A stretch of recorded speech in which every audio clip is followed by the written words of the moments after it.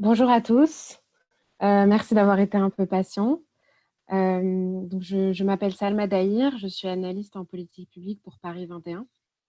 Merci à tous ceux qui se sont joints à nous aujourd'hui pour ce webinaire co-organisé par l'INSEE, Afristat et Paris 21 en partenariat avec la Commission économique des Nations Unies pour l'Afrique sur le thème suivant: statistiques démographiques et état civil, quoi de nouveau pour les INS?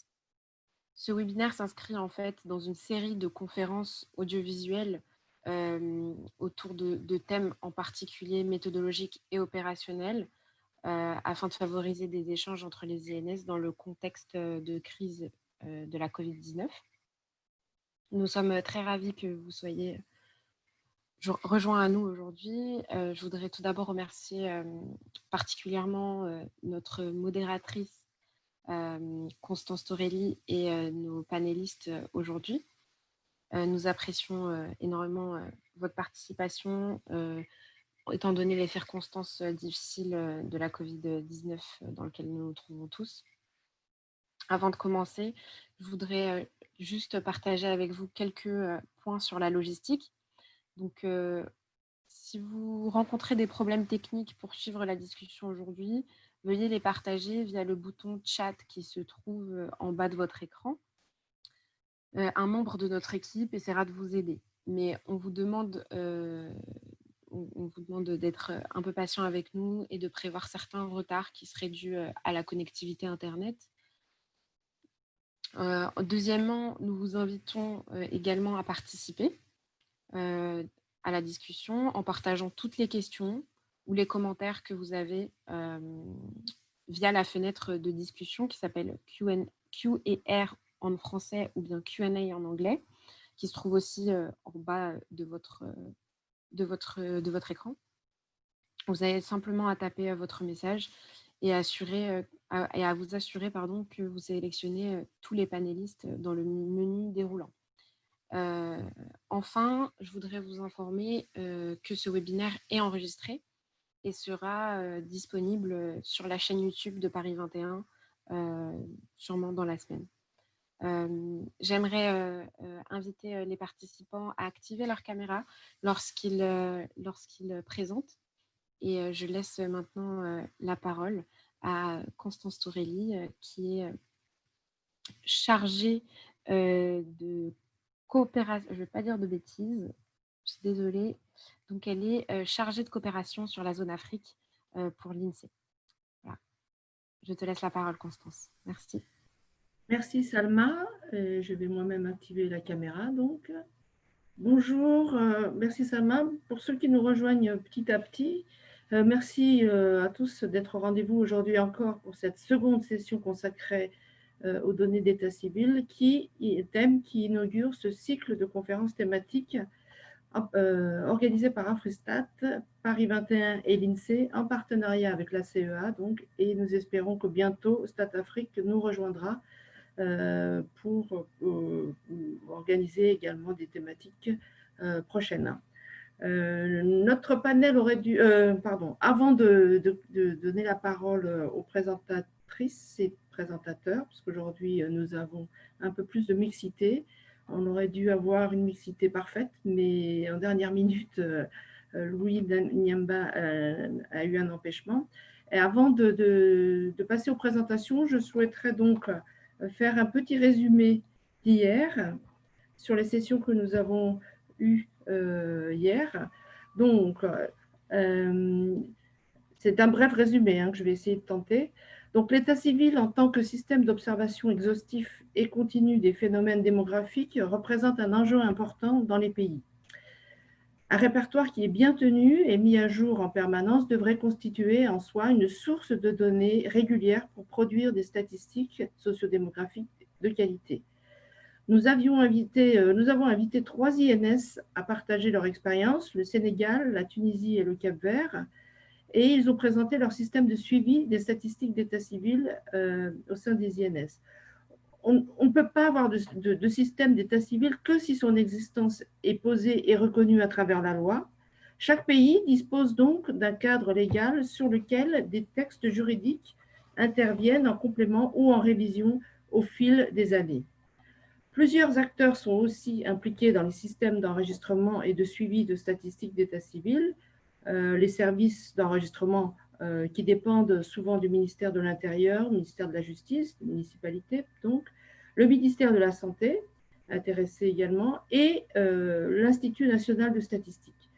Cela suppose une collaboration entre les différents services qui n'est pas toujours, évidemment, très efficiente. On l'a vu à travers les expériences. Ensuite, le mode de transmission des données d'état civil à l'INS. Les processus traditionnels basés sur des supports papier sont en train de passer au numérique. C'est le cas pour la Tunisie où perdurent 2 processus encore en parallèle. Le Cap-Vert va beaucoup plus loin déjà avec la transition d'un système d'identité sur support papier vers un système d'identité biométrique. Mais quoi qu'il en soit, à travers ces modes de transmission, des protocoles ou des conventions sont établis et signés entre le prestataire des fichiers informatisés et les INS. Concernant la production statistique, les INS font remarquer qu'elle n'est pas optimale à l'heure actuelle, par manque de ressources et de capacités. Et dans les services en charge des statistiques d'état civil, certains ont bien souligné qu'il n'y avait pas ou peu de démographes. Concernant la réaction des INS au Covid, avec un nombre de cas contaminés au Covid ou de décès extrêmement faible, l'INE du Cap-Vert a poursuivi ses activités et mène actuellement le recensement de la population. L'ANSD du Sénégal participe à plusieurs opérations statistiques pour mesurer l'impact du Covid et appuie le ministère de la Santé et de l'Action sociale pour fournir des statistiques liées à la pandémie. L'INS tunisien a été également sollicité par le ministère de l'Intérieur pour produire des indicateurs sociodémographiques durant la pandémie. Dans l'ensemble, les INS font les mêmes constats, notamment sur le manque d'assises juridiques pour renforcer le rôle des INS dans le circuit administratif des données d'état civil et la difficulté d'accès direct aux bases de données dorénavant, enfin de plus en plus en tout cas, informatisées. Des perspectives existent par ailleurs, en particulier sur l'amélioration de la qualité des données de la production statistique plus régulière. Enfin, la dernière présentation proposée par la CEA, par le Centre africain de statistique à la CEA, le programme, donc je vais le dire en anglais, le programme on Accelerated Improvement of Civil Registration and Vital Statistics, plus connu sous l'appellation APAI-CRBS, montre qu'un engagement politique avec des directives de politique générale des ministres en charge de l'état civil sont absolument nécessaires pour réformer et améliorer les systèmes d'enregistrement et de statistiques d'état civil sur le continent africain. Les différentes étapes qui sont réalisées s'inscrivent en outre parfaitement dans le cadre des ODD et l'agenda 2063 pour l'Afrique. Dès le début du confinement dans la plupart des pays, la CDEA a mis en place un questionnaire pour évaluer l'impact du Covid sur les activités de collecte, des actes d'état civil et des statistiques dans les pays. Les résultats ont été partagés au cours de webinaires organisés par la CEA. À la suite de ces 4 présentations, évidemment, nous avons eu des échanges avec le public qui ont permis aux intervenants d'apporter quelques précisions, notamment sur la question du financement pour disposer d'un système informatisé et de qualité. Voilà, c'est un bref résumé d'hier. Aujourd'hui, donc, nous allons passer à 3 présentations. Une présentation de ma collègue, donc on a le plaisir d'accueillir ma collègue de l'INSEE, Madame Chantal Villette, qui est responsable au sein de la direction des statistiques démographiques et sociales, dont le répertoire des personnes physiques qu'elle va nous présenter. Chantal est bien entendu avec elle toute l'équipe de la chaîne de traitement qui travaille sur l'ensemble de la chaîne de traitement a été ces dernières semaines sur le pont pour produire des données sur le nombre de décès enregistrés dans chaque département pendant la crise Covid.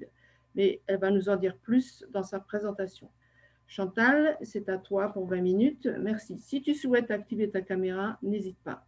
À toi. Merci. Bonjour à tous. Merci Constance pour cette introduction. Donc, je vais vous présenter, donc je vais essayer de tenir le timing des 20 minutes, un petit peu la gestion de l'état civil à l'Institut national de la statistique et des études économiques de la France. Je vais commencer par parler un peu du cadre réglementaire, puis ensuite je vous expliquerai un petit peu comment on gère ce répertoire, quels en sont les usages, et j'essaierai de terminer par un petit zoom sur la période que nous venons de vivre et les enseignements que nous avons pu en tirer. Donc l'état civil en France, c'est une vieille histoire, et initialement, en fait, l'état civil, ou du moins ce que l'on peut rapprocher de l'état civil, était tenu au travers de registres qui étaient à la main du clergé. La France est un pays traditionnellement catholique, et donc le clergé avait un certain nombre de registres de baptême, de naissance, bien de baptême, de décès et de mariage. Et en fait, les premiers registres ont été tenus par le clergé. Alors, au cours de… Et cela, ça remonte à assez loin, puisqu'on est aux environs du XVIe siècle. Donc, une très longue histoire d'état civil. Petit à petit, les choses ont évolué. La tenue de l'état civil a été transférée initialement à ce qu'on a appelé des greffiers d'état civil, puis aujourd'hui des officiers d'état civil. Et ces officiers, en fait, tiennent des registres dont le contenu est défini par soit des lois, soit des décrets qui précisent chaque information à faire figurer dans ces registres. Ce sont des documents qui sont aujourd'hui très importants, puisqu'ils régissent en fait la vie de nos citoyens. Dans l'histoire, il y a une date qui est assez importante, c'est la date de 1945, qui est en France la création de la sécurité sociale, qui permettait aux gens d'avoir une assurance sociale pour tout ce qui est soins médicaux, par exemple. Et à cette occasion, on a entériné l'existence d'un identifiant pour les individus qui était fondé en partie sur des données d'état civil. Donc, je reviendrai un petit peu dessus plus tard. Et puis, au fur et à mesure, au fil des années et des siècles, la gestion de l'état civil s'est perfectionnée. On a introduit des mentions en marge, par exemple, dans l'état civil, en fait, ce qui a permis de suivre l'évolution de l'état civil d'un individu au travers de sa vie. À l'INSEE, à l'Institut statistique, en fait, l'Institut a été créé dans la fin des années 40, donc 47 exactement, et le décret qui instaure la création de l'INSEE a, dans un de ses articles, indiqué que l'INSEE était responsable de la tenue des répertoires, dont le répertoire national d'identification des personnes physiques. C'est la dia suivante. Le RNIPP se veut être l'image des registres, en fait, pour tout ce qui concerne l'état civil des individus. C'est-à-dire que tous les actes d'état civil qui sont consignés dans les registres d'état civil tenus par les officiers d'état civil en mairie, dans les communes, vont enregistrer un certain nombre d'événements, et tous les événements qui ont un impact sur l'état civil d'une personne va être transmis pour être intégré dans le RNIPP.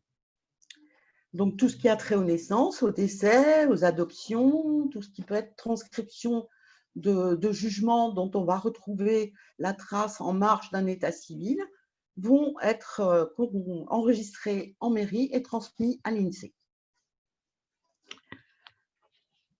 Il y a un décret, enfin, la gestion du RNIPP à l'INSEE repose sur des textes. Donc, il y a un décret notamment, qui est le décret de 82, qui décrit en fait ce traitement, qui décrit les variables qui sont enregistrées dans le répertoire et les finalités de ce répertoire. On s'appuie pour le gérer sur le code civil, qui est régulièrement mis à jour, et sur des textes qui sont co-signés par différents ministères, notamment le ministère de la Justice, qui gère tout ce qui a trait à l'état civil en commune, mais aussi le ministère des Outre-mer, parce qu'on a une compétence à la fois en métropole et DOM pour gérer le répertoire.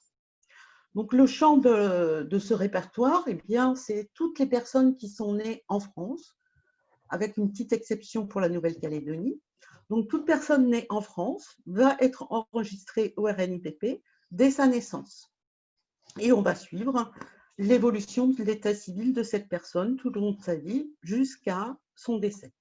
Donc, on va enregistrer ses noms, prénoms, sexe, date et lieu de naissance, les numéros d'acte de naissance, et puis le jour de décès, on enregistrera sa date de décès et le numéro d'acte de décès. Donc, chaque événement sur un registre a un numéro d'événement. Donc, une naissance va avoir un numéro d'ordre de naissance. On est le premier, le deuxième, le troisième né dans la commune. Et ça, c'est retranscrit dans le RNIPP. Et on a aussi des éléments sur la filiation qui sont enregistrés. Et ceci afin d'éviter notamment des problèmes d'homonymie pour permettre une identification sans défaut d'un individu. Donc, vous voyez, les informations qui figurent sont assez restreintes. Donc, on n'a pas d'informations, ce n'est pas un registre de population, c'est bien un répertoire. Et on n'a pas d'informations sur l'endroit où il réside, son adresse, sa nationalité, tout comme on n'a pas d'informations en cette période de Covid et de pandémie. Ça nous a un petit peu manqué. On n'a pas d'informations sur les causes de décès. En France, il y a une législation qui est très rigoureuse quant aux informations et à leur sensibilité que l'on peut stocker dans nos systèmes d'information. Et on a des autorités de régulation qui font que on ne peut pas juste juxtaposer tout un tas d'informations au risque de mettre en péril la confidentialité ou la vie privée d'une personne. Et donc, tout ce qui a trait aux causes de décès, c'est collecté par un autre biais qui dépend du ministère de la Santé, avec lequel on a très largement travaillé durant la période. Mais il a fallu que l'on croise nos données pour pouvoir sortir à la fois des statistiques de décès et en regard, essayer d'identifier si les évolutions que l'on constatait pouvaient être liées à la crise sanitaire, à la Covid-19.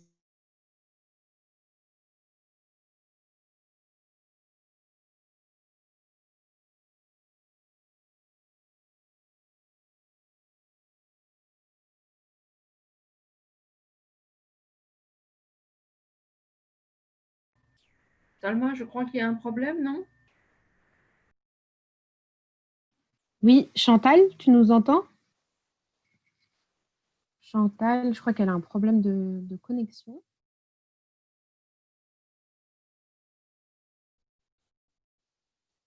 Je vais voir si on entend la vidéo.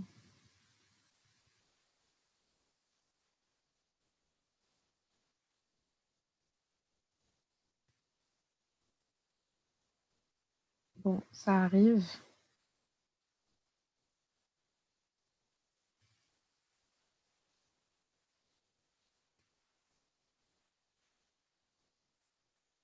Elle est déconnectée.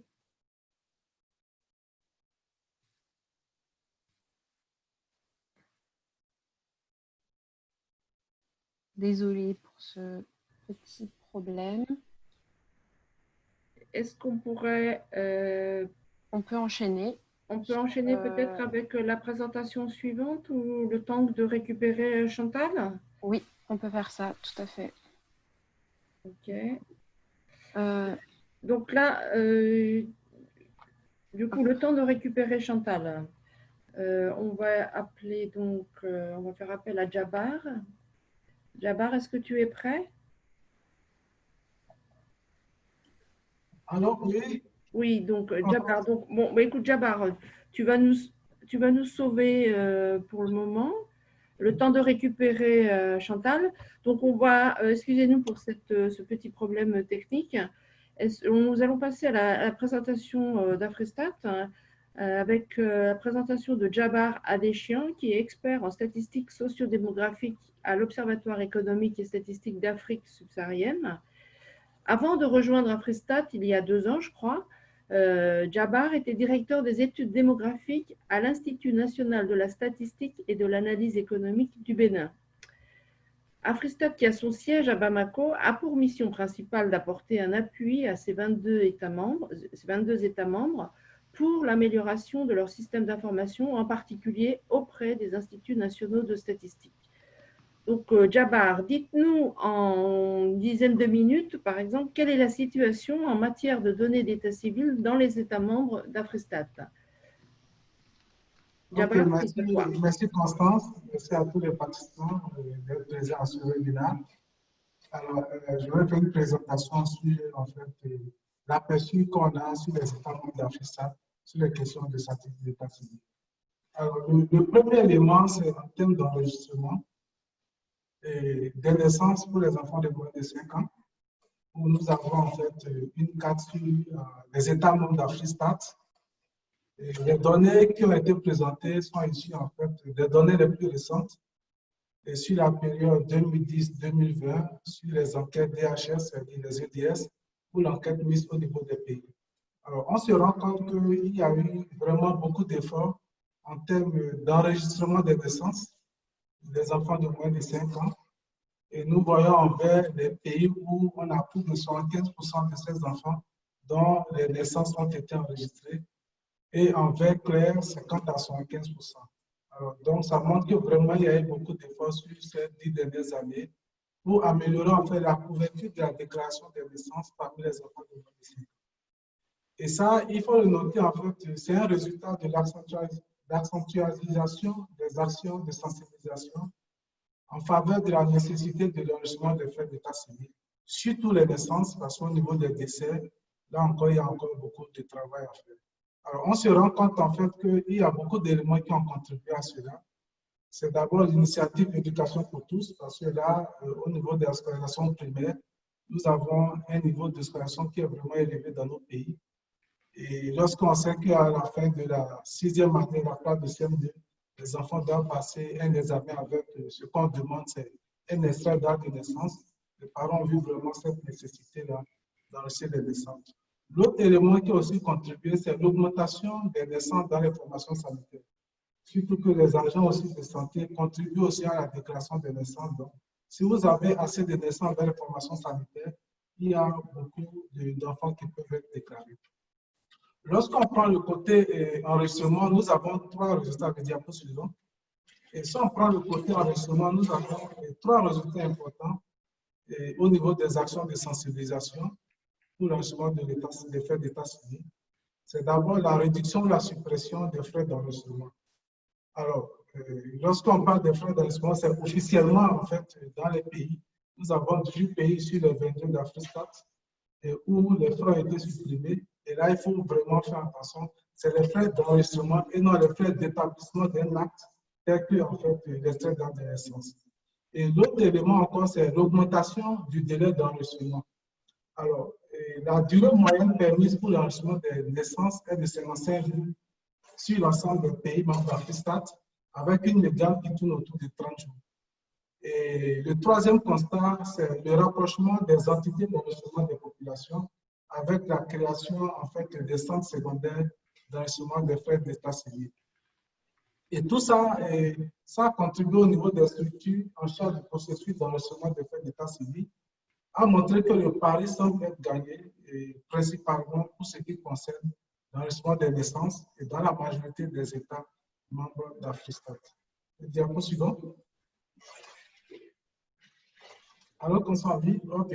Alors l'autre élément, c'est qu'il faut voir l'autre aspect non moins important en fait, qui n'a pas encore reçu toute l'attention, c'est les statistiques d'état civil, la production et la publication des statistiques d'état civil.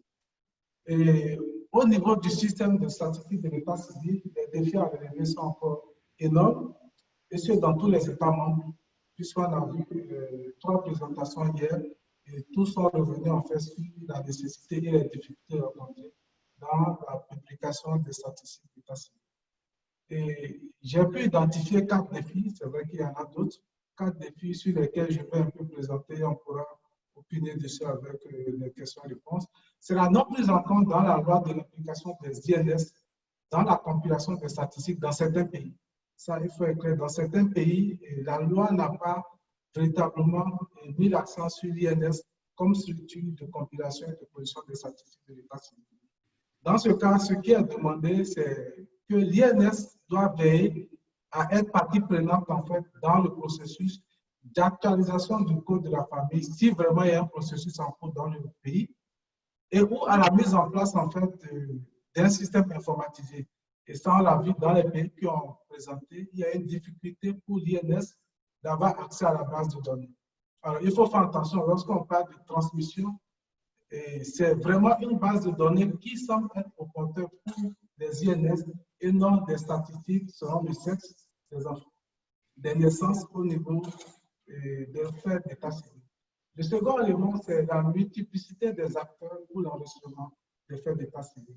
Et comme corollaire, ce qu'on a, ce sont les difficultés dans la transmission et la complétude des statistiques. C'est vrai, si pour en fait l'enregistrement, le fait d'avoir créé les centres secondaires est vraiment quelque chose de bien pour l'enregistrement. Par contre, pour la statistique, l'application des statistiques des faits d'état civil, et cela pose vraiment d'énormes difficultés parce que plus il y a d'acteurs qui enregistrent ces naissances, plus la compilation et l'exactitude des faits d'état civil devient de plus en plus difficile à avoir. Et donc, dans ce cadre-là, nous avons pensé que vraiment, au niveau des INS, il faudrait réfléchir en fait à un dispositif adapté de transmission et de compilation. Et je crois que le cas du Sénégal, ils sont revenus dessus hier, pour dire en termes de transmission, ce n'est pas facile. Et on n'a pas surtout la complétude au niveau des centres d'état civil. Le troisième élément, c'est le processus de compilation qui est manuel. Dans la majorité des pays, même si dans certains pays, nous avons un système dual qui fonctionne, où il y a une partie, peut-être ou certaines municipalités, qui ont informatisé en fait le système. Alors, lorsqu'on parle d'informatiser, il faudrait faire attention. L'informatisation ne veut pas dire que nous faisons un comptage informatisé dont nous transmettons en fait des informations à l'INS. C'est l'informatisation du processus de production des actes qui permet d'avoir en arrière-plan une base de données qui peut être exploitée par les INS. Et pour cela, dans ce processus, pour les pays qui n'ont pas encore enclenché ce processus, il faudrait que l'INS soit vraiment un acteur important dans ce processus pour qu'on puisse définir avant les paramètres de transmission des bases de données. Et la Tunisie est revenue dessus. C'est vrai, lorsque c'est fait sans nous, après, le processus de transmission devient compliqué. Et qu'est-ce qui se passe? On vous transmet des statistiques, des faits d'état civil. Alors que ce qu'on demande au niveau de l'INS, c'est d'avoir à disposition la base de données pour pouvoir produire les statistiques et non compiler les statistiques provenant des centres d'état civil. Donc, pour cela, lorsque ce processus d'informatisation sera mis en place dans un pays, il faudrait que l'INS soit vraiment partie prenante afin que les collègues puissent donner des requêtes sur les variables intégrées, sur qu'est-ce que nous voulons et quelle est la base de données additionnelle qui puisse être extraite en fait à côté pour les questions de traitement au niveau de l'INS. Le quatrième défi, c'est la méthode de collecte. Même si dans certains pays, il y a des améliorations, et ça on va revenir dessus, sont faites, mais ce défi est tributé de deux facteurs, ce sont les ressources financières et la collaboration entre les structures. Et beaucoup sont revenus sur la collaboration, mais il y a aussi la partie ressources financières lorsque nous voulons avoir une exhaustivité des faits d'état civil. Alors, les méthodes de collecte qu'on peut en trouver, à part l'informatisation, on peut dégager toi, c'est la transmission en fait par comptage de faits d'état civil. De centre d'état civil, on nous envoie des statistiques de naissance déjà agrégées selon le sexe total. Ça, il y a beaucoup de pays qui reçoivent ce genre de statistiques-là. Et l'autre élément, ce sont les fiches de collecte dont l'INS même a harmonisé et a transmis au niveau des centres d'état civil. Il y a beaucoup de pays qui ont des fiches proprement réalisées par l'INS et qui les transmettent en fait au niveau des municipalités. Mais le gros souci, c'est qu'en arrière-plan, le retour n'est pas effectivement ça. Il y a des municipalités qui ne transmettent pas ou bien qui transmettent 2 mois sur 12 et c'est variable. Et l'élément en fait qui a un novateur maintenant, c'est l'insertion au niveau des registres d'état civil, des fiches de volets statistiques. Et ça, c'est ce qui doit prendre le pas lorsque l'informatisation n'est pas encore à l'heure au niveau du pays. Et donc, pour le système de statistique de l'état civil, 2 éléments importants pourraient traduire l'amélioration du processus. C'est l'informatisation, ça c'est l'élément souhaité, avec l'implication des INS pour identifier qu'est-ce que nous voulons, ainsi de suite. Donc, ça c'est au niveau des INS, il y a 2 éléments qui pourraient traduire l'amélioration du processus. Là, le premier élément, c'est l'informatisation, où il faut être clair, l'INS doit être partie prenante pour pouvoir discuter des procédures d'échange de données. Et l'autre élément non moins important, c'est l'insertion d'un volet statistique, comme l'a fait certains pays, dans le registre de l'état civil. Et dans ce cas, nous sommes sûrs qu'au niveau en fait, des centres secondaires ou des centres, les principaux centres d'état civil, cette fiche-là pourra être détachée et transmise au niveau de l'INS. Et même, il va rester maintenant l'aspect ressources financières et ressources humaines pour prendre en charge en fait tout ce qui est saisi et traitement. C'est vrai, ça demande encore d'autres travail, ainsi de suite. Donc, il faudrait qu'au niveau des INS, qu'on puisse vraiment être impliqué lorsque un tel processus est en place au niveau du pays. C'est vrai, je n'ai pas présenté en fait les éléments en termes de variables collectées et là, la première présentation est en train d'aborder. Dans la plupart des pays, nous avons certains pays où on a essayé de capter le nombre de naissances de la femme. Et donc ça, c'est des éléments aussi qui sont très importants à mettre en place. Et mon dernier stade va porter sur les statistiques d'état civil. Quelle utilisation pour une meilleure sensibilisation? Et on l'a dit, la sensibilisation pour l'enregistrement a vraiment pris du pas.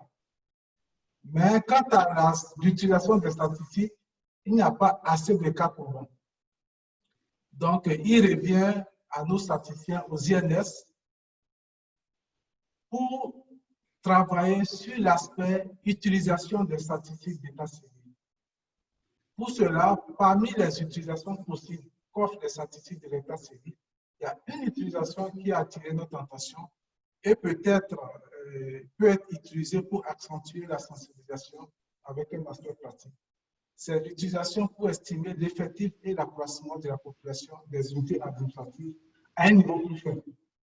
Nous avons des projections démographiques qui s'arrêtent à un certain niveau, mais sur 10 ans, nous avons une information qui manque sur l'effectif de la population dans des unités où les projections n'arrivent pas. Et donc, en cela, l'état civil peut vraiment aider à faire cet élément d'estimation de la population. Et l'autre élément, c'est qu'on ne doit pas se lasser de faire des cas pilotes, parce que c'est les cas pilotes qui permettent en fait de montrer des résultats plus probants quant à l'utilisation des statistiques de l'état civil. Et l'autre élément, c'est la mise en place d'un cas pilote sur une collecte continue permanente en 2 recensements pour les unités administratives les plus chères. Et ça, il faudrait qu'au niveau des INS, on y pense, et surtout que la capacité des acteurs à utiliser ces statistiques-là aussi est aussi tributaire du respect des délais de publication et de la continuité de l'information dont vous mettez à disposition. On ne peut pas produire des statistiques une année, sauter une année et revenir encore la 3e année. Ça met un peu de doute dans ce que nous faisons. Donc, au niveau des INS, nous allons y travailler pour susciter en fait les besoins d'utilisation des données. Comment est-ce que ces statistiques peuvent être utilisées, par qui et pourquoi? Et ça, il faudrait qu'au niveau des INS, nous puissions aller de l'avant dans cet élément-là.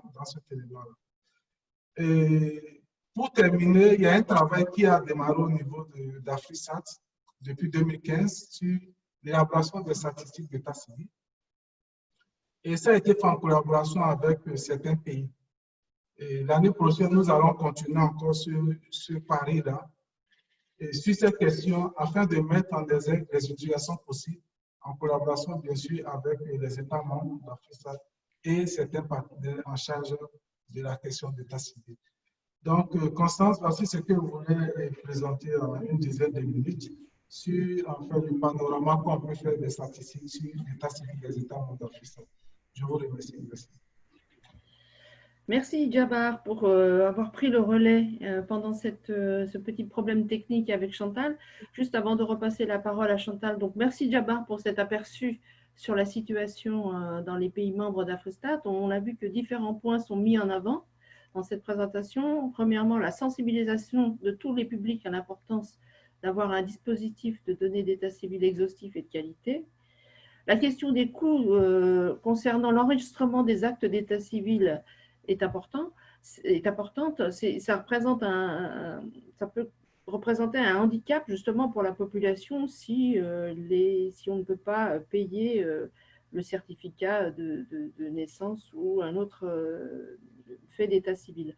Ensuite, le manque de compréhension dans la courroie de transmission, qui fait quoi, quand, comment, tout ça n'est pas toujours très très clair. Et évidemment, en termes de renforcement de capacité, la formation des agents, bien sûr, pour l'INS, c'est une priorité, aussi pour avoir une production statistique. Je crois qu'Afristat, avec les écoles de statistique et l'IFORD, par exemple, qui est situé au Cameroun, ont vraiment un rôle à jouer ici. Et tu as souligné quelques perspectives nouvelles et on a hâte de voir les résultats. En tout cas, merci beaucoup pour cette présentation. Je pense qu'il y aura des questions qui te seront adressées. On reprend avec Chantal. Si Chantal est connectée, elle est là. Donc Chantal, pas de panique. On reprend tranquillement et on te redonne 15 minutes ou 20 minutes pour finir pour ta présentation. Merci Chantal. Merci Constance. Je suis désolée de cet incident technique. Donc, j'avais commencé par vous présenter un peu le cadre réglementaire et à vous expliciter qu'en fait, on était relativement bien encadré au niveau légistique et réglementaire. Et j'en étais à la diapo sur le numéro d'identification au répertoire, qui est donc composé de 15 chiffres basés essentiellement sur des informations relevant de l'état civil, hein, donc le sexe, l'année de naissance, le mois de naissance, le lieu de naissance, et puis ces éléments d'état civil sont complétés par un rang qui est donné au moment de l'immatriculation et complété par une clé, le tout permettant d'identifier sans ambiguïté un individu. Donc, c'est un identifiant qui est une donnée assez sensible dans le système d'information statistique français, qui est considérée comme une donnée confidentielle.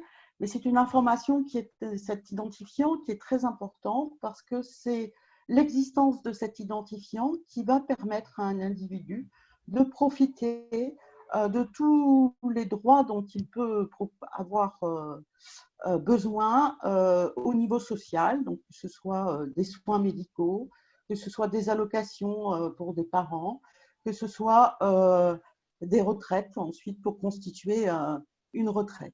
Donc cette identification, elle est essentielle pour un individu qui naît en France ou réside en France. Alors l'immatriculation au répertoire, en fait, l'INSEE est responsable de ce répertoire, mais l'immatriculation est partagée avec la CNAV, la Caisse nationale d'assurance vieillesse, qui est en fait l'opérateur du système d'information sur lequel viennent se connecter tous les systèmes d'information de l'écosystème social en France. Et nous échangeons tous les jours avec la CNAV les informations que les uns ou les autres peuvent collecter. Donc la CNAV va être chargée, elle va avoir délégation en fait de l'immatriculation de toutes les personnes qui, nées à l'étranger, viennent pour une raison ou une autre, pour des études, pour travailler, s'installer en France.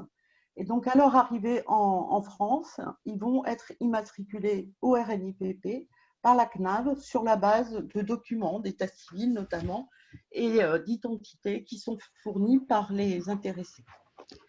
S'agissant des personnes nées en France, l'immatriculation, elle relève de la responsabilité de l'INSEE.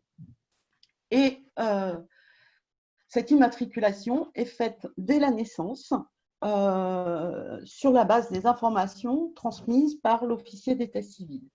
Et puis ensuite, on va enregistrer tous les événements qui peuvent arriver, qui peuvent avoir une incidence sur l'état civil d'un individu. Et cela, on va le faire au travers de bulletins, ce qu'on appelle des bulletins, qui sont au nombre de 11 et qui ont été conçus par l'INSEE pour pouvoir récupérer l'ensemble de ces événements d'état civil. Donc, vous en avez la liste dans le diapo qui vous est présenté. Hein. Donc, on va du bulletin de naissance au bulletin de décès, en passant par des bulletins de mariage, des bulletins d'enfants sans vie, des bulletins aussi qui permettent de récupérer des transcriptions de jugements, qui sont des jugements d'adoption, par exemple. Et puis, toutes les mentions en marge qui peuvent être inscrites en marge d'un acte de naissance et qui sont utiles à la gestion des états civils des individus. Donc, tous ces bulletins, en fait, sont mis à disposition par l'INSEE. Ils sont disponibles sur l'intranet de l'INSEE. Ils sont téléchargeables. Et on les a transmis aussi aux éditeurs de logiciels qui sont en fait des entreprises privées hein, qui éditent des logiciels, notamment des logiciels de gestion d'état civil qui peuvent ensuite être utilisés par les communes pour gérer leur propre état civil et qui comportent des fonctionnalités leur permettant soit d'éditer sous forme papier le facsimilé de ces bulletins, soit de transmettre directement de façon dématérialisée à l'INSEE l'équivalent du bulletin dans un format qui a été prédéfini. Je vous ai mis dans le diaporama un exemple de ces bulletins qui est celui de naissance. Tous les bulletins se présentent à peu près de la même façon. Ils sont plus ou moins longs en fonction de l'événement d'état civil concerné, mais ils commencent tous par un premier cadre qui est relatif à la commune où a lieu l'événement. Donc ici, ce sera la commune où a eu lieu la naissance. Et on va collecter dans le premier cadre en fait le numéro d'acte de naissance qui figure sur les registres d'état civil en commune. Et ce numéro va nous permettre d'identifier que l'on reçoit bien tous les actes de naissance d'une commune donnée. Donc, toutes les naissances vont être numérotées, 1, 2, 3, 4, 5. Et nous, de notre côté INSEE, on va vérifier que l'on reçoit bien tous les actes, 1, 2, 3, 4, 5, et qu'il n'y a pas un trou au milieu, auquel cas on se retourne vers la commune et on lui demande de compléter ses transmissions pour être sûr d'avoir l'exhaustivité des événements de naissance. Ensuite, on a un cadre qui est relatif à l'enfant lui-même, avec son état civil.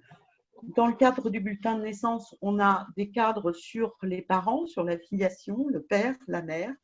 Et en fin de bulletin, dans tous les bulletins, on a quelques questions qui sont des questions plus à usage statistique, qui nous permettent, donc là, dans un bulletin de naissance, on va par exemple demander si le couple a déjà eu d'autres enfants, si c'est le premier enfant ou pas, et le lien qui existe entre les parents, est-ce qu'ils sont mariés ou pas, des choses comme ça, pour faire ensuite des statistiques sur ces sujets.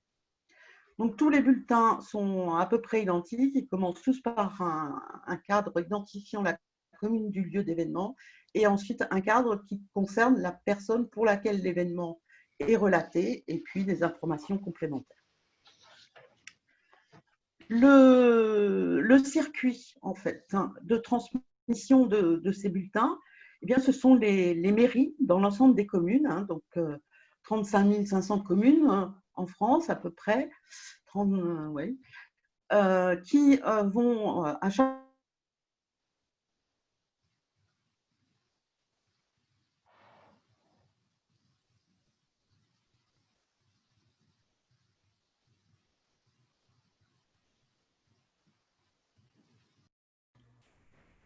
À nouveau des problèmes techniques. Ouais. Ah, Il me donc, semble aussi. donc, comment éviter des blancs?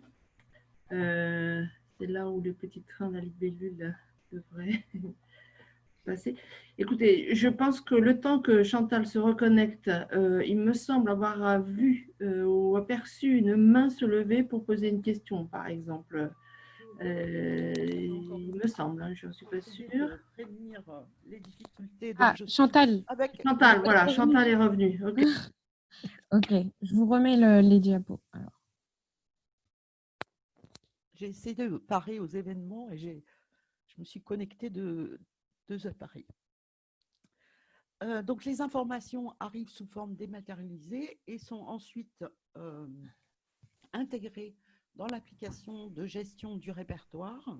Excuse-moi, Chantal, on ne t'entend pas très bien. Est-ce que tu peux monter le son, s'il te plaît? Merci.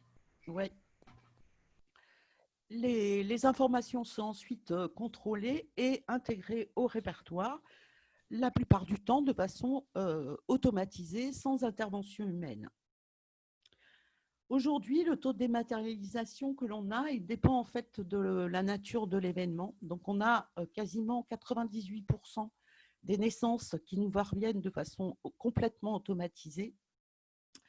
Et puis, par contre, côté décès, on est plutôt aux alentours de 90-92% d'envois dématérialisés.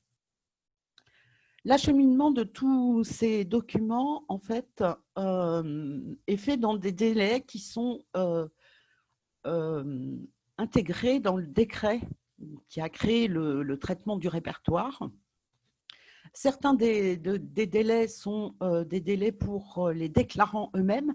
Ainsi, une naissance, par exemple, doit être déclarée dans les 5 jours après la naissance.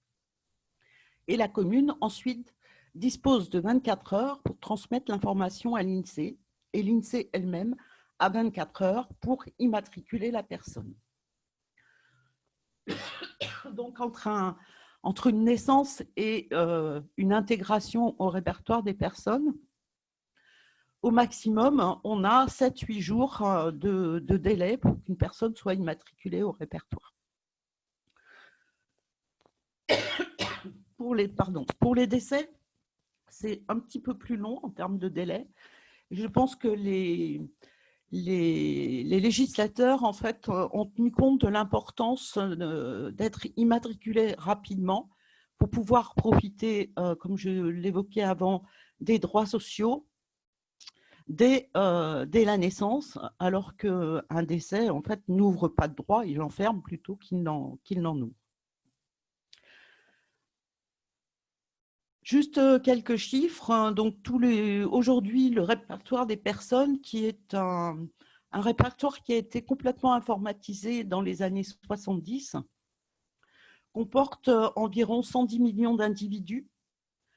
Et chaque année, on enregistre de l'ordre de 800 000 naissances, 600 000 décès, 250 000 mariages et plus de 300 000 mentions en marge.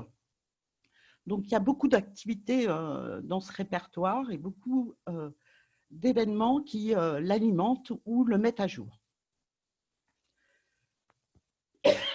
Donc, les usages aujourd'hui du répertoire, c'est en premier lieu des usages réglementaires. C'est immatriculer les gens, c'est leur permettre de profiter, s'ils y ont droit, de droits sociaux. Et ça a aussi un usage en matière d'état civil, de certification d'état civil et de certification du statut vital des personnes. Pour accéder au répertoire, il faut y avoir droit. Hein. Tout le monde ne peut pas consulter le répertoire. Mais aujourd'hui, par exemple, en France, les banques ont obligation de vérifier que les comptes qui sont ouverts dans leurs agences correspondent bien à des personnes connues du répertoire et non encore décédées. Donc, il y a des opérations de consultation du répertoire qui sont faites dans ce cadre-là. Il y a aussi des consultations dans le cadre de tout ce qui est sphère fiscale, où on identifie au répertoire les individus qui doivent payer des impôts à la Direction générale des finances. Donc ça, c'est l'usage principal de ce répertoire. Un autre usage, c'est de faire des statistiques, et ça nous a bien servi pendant la période du Covid. Donc le répertoire, comme on collecte des informations qui sont pas seulement celles qui vont alimenter le répertoire, mais aussi des informations statistiques, le répertoire est utilisé pour fournir des statistiques de naissance, de décès, de mariage. Tous les ans, on publie un bilan démographique et on alimente aussi ce qu'on appelle un panel.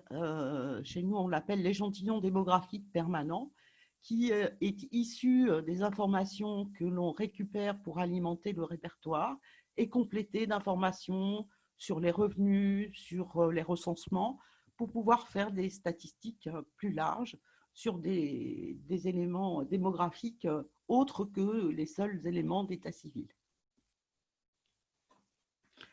Alors, ce répertoire, tout le monde le connaît bien en France, hein, et donc dès que la France a été touchée par la pandémie, les pouvoirs publics se sont tournés vers l'INSEE pour avoir des statistiques au plus près de l'événement sur les décès quotidiens. Donc, on s'est mis en ordre de marche pour fournir, dès le début de la crise sanitaire en France, aux pouvoirs publics, tous les jours, on leur a fourni des chiffres sur les décès qui étaient enregistrés dans ce répertoire. Alors, c'était un véritable atout, hein, de disposer de ce répertoire parce que d'abord, il existe depuis longtemps. Tout le monde le connaît, les circuits d'alimentation sont rodés, efficaces, fiables. Et donc, l'information qui est enregistrée dans le répertoire est une information qui est relativement fraîche. Néanmoins, elle n'est pas au jour le jour, hein. Donc, il y a un petit délai entre le moment où l'événement est enregistré dans l'état civil d'une commune et le moment où l'INSEE en a connaissance. Et ce délai, il est plus ou moins important selon le mode de transmission. Et donc, après analyse, on a décidé de publier des informations à J-4 pour ce qui était des envois dématérialisés, automatisés depuis les communes vers l'INSEE, et à J-11 pour ce qui était des envois qui se faisaient sous forme papier, pour pouvoir avoir une certaine robustesse et, dans les chiffres qui étaient publiés et des révisions de ces statistiques les plus faibles possibles. Alors, j'ai dit que sur les décès, on avait à peu près 90-92% de dématérialisation.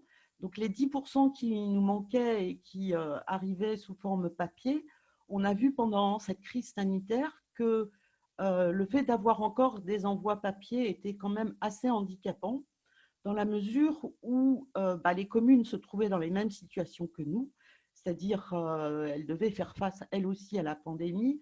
Elles pouvaient se trouver confinées à leur domicile, les officiers d'état civil pas forcément sur leur site de travail. Et donc, on a eu des aléas de transmission de ces papiers plus ou moins forts selon les régions, en fonction du caractère plus ou moins virulent de la pandémie sur le territoire.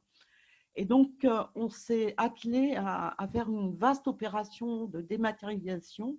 Et en 3 semaines à peu près, on a dématérialisé un nombre très conséquent de communes, ce qui nous a permis d'avoir une robustesse plus grande encore dans ce qu'on était en capacité de diffuser. Donc, tous les jours, on a diffusé au pouvoir public. Et très vite, on a aussi décidé de publier au grand public.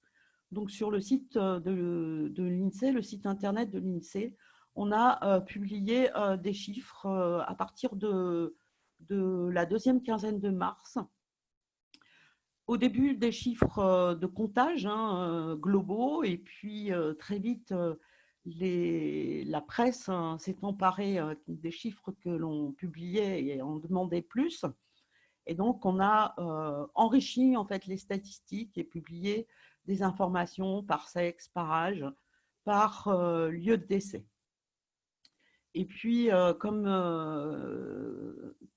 on a étudié sur certains territoires les informations que l'on publiait, on s'est rendu compte, notamment par exemple sur la variable le décès, donc qui indiquait si la personne était décédée en hôpital, au domicile, en maison de retraite, par exemple, on s'est aperçu que sur certaines zones, on avait beaucoup de décès au domicile, par exemple, alors que ce n'était pas très cohérent avec l'organisation territoriale. Et en y regardant d'un peu plus près, on s'est aperçu qu'en fait, certains officiers d'état civil indiquaient domicile quand une personne âgée habitait dans un lieu d'accueil de personnes âgées depuis très longtemps et qu'elle pouvait considérer ça comme son domicile. Donc, tout au long de la période, on a été amené à étudier plus finement les opérations et à recentrer, republier des consignes pour faire en sorte que ces statistiques puissent être le plus proche possible de la réalité.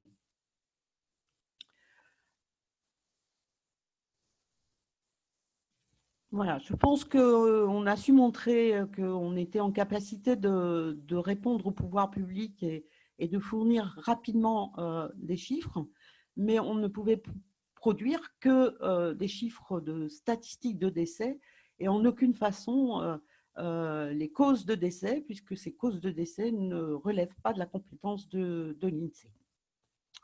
Voilà, merci de votre attention.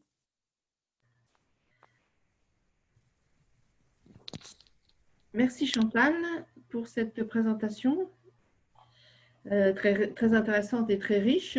Désolée pour ces petits problèmes techniques, hein, ça arrive, hein, mais on a bien su reprendre le fil. Donc, l'assise juridique qui était déjà évoquée hier à travers les présentations renforce nettement le rôle de l'Institut ici dans la gestion du répertoire. Tu l'as souligné plusieurs fois. La volumétrie est extrêmement importante, hein, et ça donne aussi une idée des capacités informatiques et des ressources nécessaires pour traiter l'ensemble de ces données. On peut retenir aussi ici un impact positif du Covid dans le sens où il y a eu une vaste opération de dématérialisation des documents. Tu l'as dit, hein, plus de 50% des documents sont arrivés dématérialisés. Sans le Covid, on aurait pu penser que ça allait mettre 2-3 ans pour y parvenir. Et puis, concernant la période actuelle, comme tu l'as souligné aussi, on retient que l'INSEE a procédé à une campagne de communication et de diffusion de plus en plus riche sur le nombre de décès enregistrés dans chaque département, par âge, par sexe, etc., afin de contribuer en toute transparence à la mise à disposition des données pendant la pandémie du Covid. Je vous invite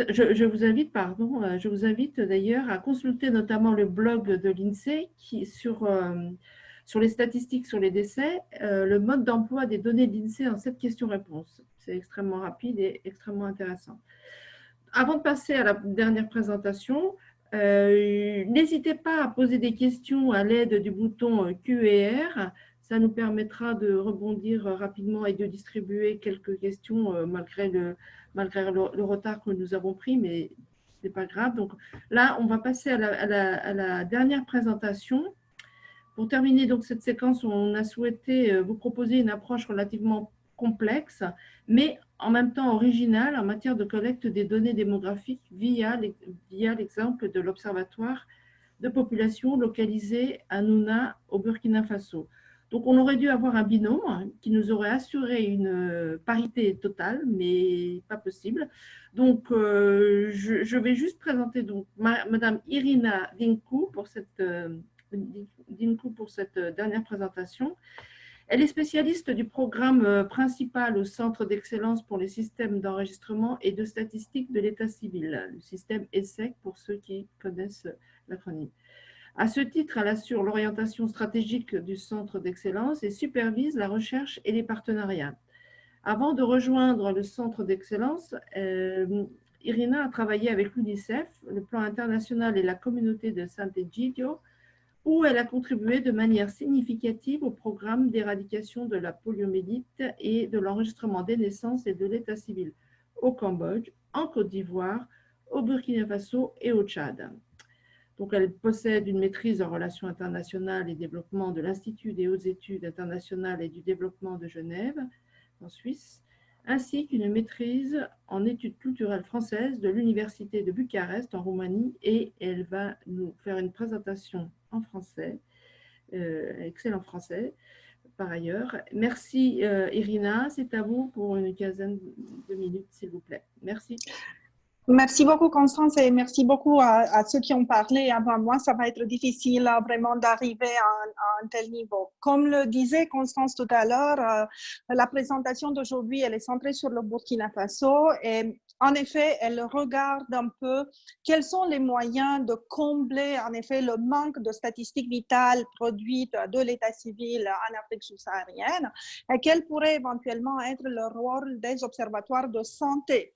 Et comme peut-être vous le savez, les observatoires de santé, les gens qui travaillent dans les observatoires de santé visitent les ménages, donc font des enquêtes dans le ménage, à peu près 4 ans par année, du moins dans l'observatoire de Nouna que nous avons étudié au Burkina Faso. Pourquoi nous avons utilisé cette approche d'un observatoire de santé et non regarder les statistiques de l'état civil? Eh bien, tout simplement parce que le Burkina Faso, comme tous les pays de l'Afrique subsaharienne, à part 3, ne produit pas des statistiques vitales à partir de l'état civil. Et même si cela avait été fait, les causes de décès n'auraient pas été captées parce que cela n'est pas dans le cadre de la législation nationale. Donc, ce que nous avons essayé de faire avec cette petite étude dans l'observatoire de Nouna, qui est un milieu rural à l'ouest plutôt de Burkina Faso, nous avons essayé d'attraper, de tirer une seule pierre et puis de faire 2 coups. Nous avons essayé de faire une estimation de la couverture des faits d'état civil, notamment la naissance, le mariage et le décès, et regarder cela de manière sexo-spécifique. Et de 2, nous avons essayé de nous engager avec les ménages et les bénéficiaires de ces services, ainsi qu'avec les services, pour voir quelles sont les causes principales de non-enregistrement des populations. Pourquoi, notamment, les populations ne vont pas vers les services d'état civil. Et qu'est-ce que nous avons pu voir? Donc, je vous ai expliqué un peu, vous avez sur l'écran les données principales en termes de population sur Nouna, ainsi que la situation géographique. Est-ce que vous pouvez passer au slide suivant? Nous avons essayé de voir un peu à l'aide des enquêteurs, donc après avoir aussi élaboré une méthodologie de recherche très rigoureuse et obtenu effectivement tout ce qu'il y a, les approbations éthiques, etc. Nous avons essayé de voir avec les bénéficiaires, non seulement nous centrons sur la réponse des bénéficiaires, est-ce que oui ou non le fait d'état civil a été enregistré, mais nous sommes allés un peu plus loin, nous leur avons demandé effectivement, via les enquêteurs, de montrer à ces enquêteurs les documents de l'état civil qui sont en leur possession. Et pourquoi nous avons fait cela? Nous avons fait cela effectivement parce que l'UNICEF nous relève, et cela est dans le dernier rapport de l'UNICEF de décembre 2019, que effectivement, qu'il y a au niveau global 166 millions d'enfants en dessous de 5 ans qui déclarent ne pas être enregistrés à la naissance, mais en effet, l'enquête par grappe d'indicateurs multiples relève qu'au monde, en dessous de 5 ans, 237 millions d'enfants n'ont pas d'acte de naissance. Donc, le problème de la possession de l'acte, il est aussi un problème important parce que parfois les parents ou bien les tuteurs font une confusion entre les documents de l'état civil et les documents qui sont émis par les systèmes de santé. Qu'est-ce que nous avons pu voir via cette visite dans les ménages? Nous avons vu que, en effet, il y a des personnes qui n'ont aucun document, donc 41% n'avaient aucun document, 30% avaient des faits, des actes de l'état civil, une partie avait des jugements supplétifs qu'ils considéraient comme étant des actes de naissance, donc ce qui est en fait une erreur de la part des parents, mais aussi du système juridique, qui ne fait aucune transmission des actes supplétifs vers les mairies, donc quelque chose qui pourrait être de grand intérêt pour les gouvernements dans ce sens. Et nous avons vu effectivement qu'en ce qui concerne les milieux de résidence, les gens qui sont dans le milieu rural et semi-urbain, ils ont moins les documents de naissance que les gens qui habitent dans un milieu urbain et sont plus riches Je vous prie la prochaine diapo. Nous avons vu également qu'une grande importance avait non seulement le niveau de l'éducation des mères, quelque chose qui est aussi repris dans les enquêtes à indicateurs à grappes multiples par l'UNICEF, mais aussi le fait que la mère avait un document d'identité, que ce soit un acte de naissance ou une carte d'identité, avait un grand impact sur le fait que l'enfant était enregistré à la naissance. Je vous prie de passer à la slide suivante. Alors, l'enregistrement des naissances est une chose qui est assez connue par les populations, n'est-ce pas? Nous avons un grand nombre de gens qui ont été interviewés, plus de 80%, qui ont déclaré qu'ils connaissaient qu'on devait enregistrer cet événement. Souvent, ils connaissaient les délais, etc., à l'état civil, mais à cause de la négligence, et on ne sait pas qu'est-ce que négligence veut dire, ou bien à cause des finances, ou de délai d'acquisition de l'acte de naissance, donc du nombre de fois qu'ils devaient faire des allers-retours entre les centres d'état civil et les maisons, ils souvent renonçaient à aller chercher ces actes. Donc, ça peut être vraiment une réponse pour nos collègues de l'UNICEF.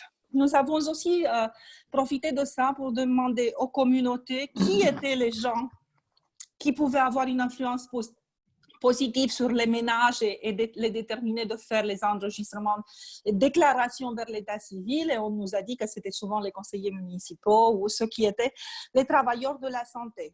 Maintenant, je vous prie de passer à la slide suivante et je vais m'attarder un peu sur les mariages et les décès. Alors, si au niveau global, on a grosso modo ce qu'on appelle des rapports, par les soins des services de statistiques ou par les soins des services de l'état civil concernant la couverture des décès, et qu'il y a souvent des estimations dans les enquêtes démographiques et de santé, nous ne savons rien sur les mariages civils. Et pourquoi je dis cela? Je dis que nous ne savons rien sur les mariages civils parce que en ce moment, dans le monde, personne n'a une idée de combien de mariages sont enregistrés à l'état civil. Nous espérons avoir une réponse dans les années qui suivent parce qu'avec le Centre d'excellence, avec nos collègues du FNUAP, nous avons entrepris un travail assez grand de réflexion et de redynamisation des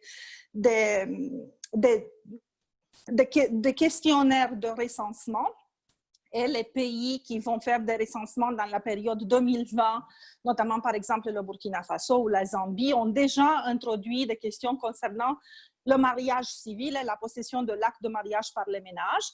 Et la même chose a été approuvée par les enquêtes démographiques et de santé, l'équipe qui se trouve aux États-Unis. Alors, qu'est-ce qui se passe avec ces mariages? Nous avons constaté parmi les enquêtés que seulement 98% des populations, que 98% des populations enquêtées, je dis bien presque 100%, ne savaient pas que le mariage civil, l'enregistrement était obligatoire. Donc, ce qui nous amène à nous, comme centre d'excellence, à la réflexion que peut-être le problème n'est pas du côté du bénéficiaire. Le bénéficiaire ne connaît même pas la loi. Donc, qu'est-ce qui s'impose? Peut-être un service de communication, des campagnes, des partenariats avec les communautés pour les déterminer de faire ces pas. Parce que pour produire des statistiques de l'état civil, il faut d'abord que les enregistrements soient faits. Si les enregistrements ne sont pas faits, eh bien, nos statisticiens peuvent travailler, il peut y avoir des bulletins statistiques, mais il n'y aura pas de chiffres dans ces bulletins statistiques. Donc, on sera à la même case zéro dans les années qui suivent. Donc, voilà. Les gens, ils avaient aussi tendance dans le centre, dans ce que nous avons remarqué, de faire une confusion entre l'union traditionnelle, le mariage religieux, je ne sais pas, l'union libre, etc. Et ils ne comprenaient vraiment pas qu'est-ce que c'est que ce mariage civil et quel était son rôle. Et je pense que peut-être à un certain moment, il sera lieu de s'interroger, nous tous comme communauté, qu'est-ce qu'on devrait dire aux populations et comment on peut utiliser l'enregistrement des mariages d'un côté pour la protection de la femme et des enfants en particulier, mais d'un autre côté pour des statistiques sur la nuptialité, fécondité, etc., etc. Une autre chose, concernant les enregistrements de décès, je vous prie de passer donc sur les statistiques sur le décès. Alors, concernant les statistiques sur le décès, la situation est catastrophique. À peu près 2% des décès sont déclarés à l'état civil. Et aussi, ces décès ne sont pas déclarés dans le délai en partie de 2 mois que la loi stipule, mais sont plutôt déclarés dans un délai qui est un peu plus large, souvent pour des raisons économiques, etc., etc. Mais je pense que c'est un grand signe d'interrogation pour les gouvernements, aussi peut-être pour les communautés et pour les partenaires de l'état civil, que ce soit les ONG, que ce soit la Banque mondiale, l'UNICEF et les autres, l'UNECA et les autres grands partenaires. Comment nous pouvons faire pour mieux travailler avec les communautés, pour déterminer les gens à déclarer ces événements vitaux au centre de l'état civil. Parce que qu'est-ce que l'état civil en effet pour quelqu'un qui a fait 4 classes primaires, etc. L'état civil, c'est le livre de la vie. Il capte les événements vitaux autour desquels il y a des cérémonies, des traditions, des us et des coutumes au niveau des communautés, n'est-ce pas? C'est quoi? C'est le mariage, le décès, la naissance. La communauté sait tout sur ces mariages, c'est tout sur les naissances, c'est tout sur les décès, y compris sur les causes, mais nous, en tant que communauté SEC, nous avons fait faillite à notre tâche principale de faire un partenariat avec ces communautés pour enregistrer ces événements d'état civil. Et comme vous le voyez dans ces statistiques, la situation, elle est catastrophique. 94,9% des personnes n'ont pas de documents. 2%, grosso modo, sont enregistrés.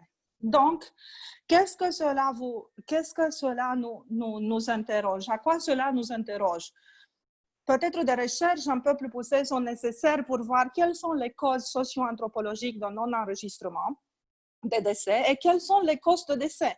Les causes de décès, nous pouvons les tirer, par exemple, à travers les observatoires de santé, leurs 4 visites annuelles, etc., dans les ménages. Mais nous pouvons aussi utiliser les observatoires de santé pour faire de la communication, aussi pour regarder dans les causes de décès. Je ne dis pas que le rôle des observatoires de santé est de faire des autopsies verbales, mais ce que je dis, c'est qu'il faut peut-être mieux aussi former les gens qui travaillent dans les observatoires de santé et voir comment on les forme au niveau de la codification internationale des décès, etc.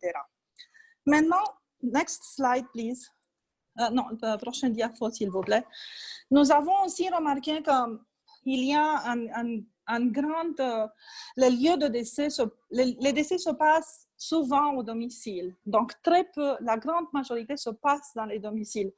Mais il y a un certain nombre de décès qui se passent dans les structures sanitaires. Mais qu'il n'y a pas de communication ni de transmission, ne fût-ce que sur les statistiques ou de la notification, entre les centres de santé et les centres d'état civil. Donc, disons que cette communication est rompue. Nous pouvons obtenir des statistiques sur la mortalité ou la fécondité des centres de santé, mais est-ce que ces centres de santé regardent vraiment ce qui se passe aussi au niveau des ménages? Est-ce qu'ils captent tous les événements?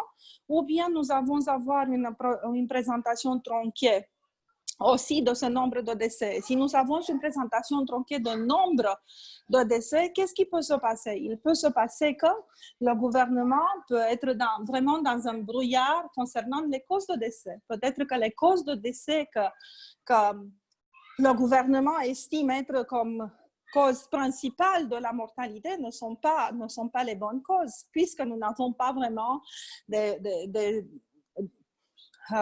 agents de santé, nous n'avons pas des statisticiens, des agents d'état civil, etc., qui travaillent en harmonie et en bonne collaboration pour avoir vraiment un ensemble de statistiques qui soit complète, qui soit au-delà de 80% pour les décès, etc. Et nous n'avons pas non plus une différence par rapport au sexe des femmes et des hommes. Qu'est-ce que nous avons remarqué au niveau de cette étude, c'est que la majorité des décès qui étaient déclarés étaient ceux des hommes, ce n'étaient pas les décès des femmes. Donc, plus de 80% des décès qui ont été enregistrés, c'était des décès des hommes. On ne sait pas quelle était la profession de l'homme, donc peut-être que là, il y a encore plus une nécessité de voir dans les aspects économiques, etc., de l'enregistrement des décès, mais ce que je veux dire, c'est qu'il y a une différence de sexe dans la couverture des événements vitaux. Et ma dernière slide, non, ce n'est pas ma dernière, mais peut-être presque je termine. C'était juste pour vous montrer quelle était que souvent vous avez entre 1 et 5 ans entre l'enregistrement, la déclaration de décès des hommes et des femmes, et laquelle est différente vraiment sur le sexe. Vous voyez ici des différences qui sont vraiment très, très grandes. Alors, qu'est-ce que... la prochaine diapo, s'il vous plaît. Qu'est-ce qu'ils nous disent, nos enquêtés, les 400 et quelques ménages que nous avons interviewés par échantillon? Effectivement, nous avons fait cette recherche. Qu'est-ce qu'ils nous disent? Alors, les ménages, ils ne savent pas que l'enregistrement des décès est obligatoire également. Donc, s'il vous plaît. Indy, please, I'm sorry, I just have a small interruption. Sorry.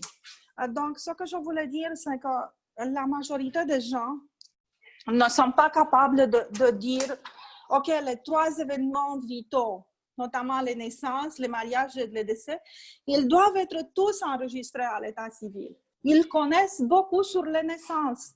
Et nous avons vu que beaucoup d'efforts ont été faits en Afrique sur les statistiques sur les naissances, etc., de notre présentation du collègue d'Afristat qui a été passé un peu plus. Mais beaucoup reste à faire sur l'ensemble de l'Afrique et aussi au Burkina Faso. Donc, 93% des personnes ne savent pas que le décès doit être enregistré. Pourquoi? Eh bien, nous ne savons pas pourquoi les gens ils ne savent pas. Est-ce que c'est une, je ne sais pas, ignorance des lois, le fait qu'ils sont souvent des personnes illettrées dans cette zone, etc. Cette chose, nous ne le savons pas. Donc, prochaine diapo, s'il vous plaît. Ce que nous avons aussi essayé de voir avec cette étude, c'est de voir un peu quelles étaient les premières causes de décès selon les groupes d'âge. Et nous avons vu, par exemple, les causes les paludismes, par exemple, première cause des enfants 1 à 4 ans, mais nous avons aussi vu que dans le groupe de 50 à 64 ans, il y a les maladies cardiaques, effectivement, qui jouent un rôle assez significatif parmi les premières causes de mortalité. Tout ça pour dire, la dernière slide, s'il vous plaît, que pour nous, en tant qu'unité de recherche, qu'est-ce que ce passage dans les observatoires de santé a fait? Eh bien, il nous a aidé vraiment à voir, en nous basant sur les documents que les enquêtés nous ont présentés, quelle était la couverture dans l'échantillon que nous avons interviewé, et grosso modo, probablement, c'est au niveau de l'observatoire également.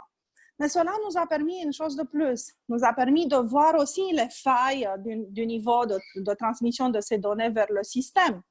Il nous a permis de voir un peu sur les barrières de l'enregistrement de ces faits de l'état civil par les populations.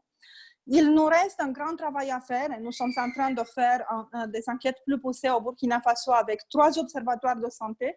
Quelles sont les causes socio-économiques de ce non-enregistrement et comment mieux travailler avec les instituts nationaux de statistique pour vraiment améliorer le rapportage, la collecte de données, la mise en place d'un système de monitorage et la compilation, mais d'une manière vraiment régulière de ces événements vitaux. Et nous pensons qu'effectivement, les observatoires de santé, du fait qu'au moins 4 passent, dans le cas du Burkina Faso, dans la zone où nous sommes et aussi dans les 3 autres zones, 4 fois par année dans les ménages, c'est une possibilité au moins de monitorage et de comparaison des données entre les données qui existent dans les ménages, les données qui existent au niveau du système de santé et les données qui existent au niveau de l'état civil. Voilà. Donc, voilà un peu ce qu'on voulait partager, cette expérience vraiment très inédite au niveau du Burkina Faso. Merci beaucoup. Merci, Irina, pour cette présentation. extrêmement riche. C'est une analyse descriptive à partir des données de l'Observatoire de Nouna au Burkina. On a vu que la comparaison des zones rurales et semi-urbaines souligne des différences notables, en tout cas dans la couverture des actes d'état civil. Si la couverture des naissances est plus élevée, environ moins de la moitié, est plus élevée, il y a une grande différence entre le rural et le semi-urbain. J'ai noté qu'il y avait 30% qui étaient déclarés en rural et 58% en semi-urbain. L'analyse des déterminants et des prédicteurs au tout début de votre présentation là, sur l'enregistrement des naissances montre qu'il y a effectivement encore des défis à relever pour progresser dans la couverture des actes de naissance. Vous observez aussi une très faible couverture pour les décès et les mariages. Par exemple, on a vu que ça couvrait environ moins de 2%, donc pareil, beaucoup de progrès à faire. Vous avez souligné les nombreux obstacles à l'enregistrement, notamment la négligence des considérations financières ou des retards administratifs, et puis la distance des bureaux au bureau d'état civil, qui peuvent aussi expliquer ce faible taux d'enregistrement. Merci encore. Je pense qu'il y a des questions qui vont nous arriver. En tout cas, merci pour toutes ces trois présentations. Nous allons passer aux questions. J'en ai quelques-unes. Nous allons peut-être déborder de 5-10 minutes, puisqu'on a eu quelques petits problèmes techniques. Alors, je me lance dans les premières questions. Je vais en distribuer 2 ou 3 pour chacun d'entre vous. Alors, pour Chantal, nous avons une question de monsieur ou de madame Kadiba. Je ne sais pas de quelle institution est cette personne. Est-ce que le RINPP vous permet maintenant de rendre le recensement non obligatoire? J'en donne une deuxième question. Quels sont les freins à la dématérialisation des transmissions de données dans certaines communes? Et une troisième, allez. Quel contrôle l'INSEE effectue-t-il sur les fichiers qu'il reçoit des mairies? Chantal, si tu veux répondre à ces deux questions, s'il te plaît. Merci. Alors, sur le recensement, l'existence du répertoire des personnes n'a pas d'incidence sur le recensement obligatoire. Il est toujours là et il existe toujours.